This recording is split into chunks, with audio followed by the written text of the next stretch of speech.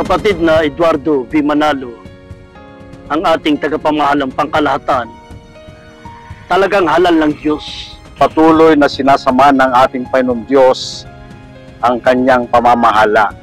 Walang sawang nilibot niya ang mga distrito, hindi lamang dito sa ating bansa, maging sa labas ng Pilipinas, sa kasabi kanyang makitang kalagayan ng mga kapatid.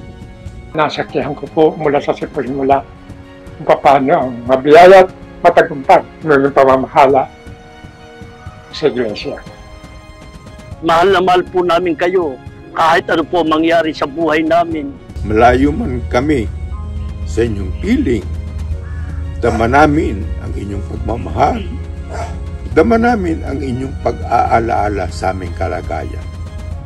Kapatid na Eduardo B. Manalo, tagapamahalang pangkalahatan ng Iglesia ni Cristo. Kami po ay bumabati sa inyo sa 16 na taong na pamamahala Sa buong Iglesia. Lalo pang tulungan ng ating Panginoong Diyos ang tagapamahalang pangkalahatan, bigyan pa ng mahabang buhay, ng kapangyarihan at ng karunungan para lalong maakay ang buong Iglesia sa pagtatamo ng kaligtasan.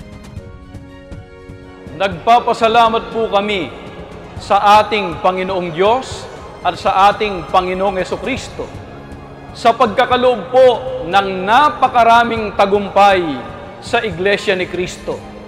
At ito po ay sa pangunguna ng ibiniyaya nilang tagapamahalang pangkalahatan sa Iglesia ni Cristo. Kaya bumabati po kami dito sa distrito ng Zambales South sa kapatid na Eduardo V. Manalo.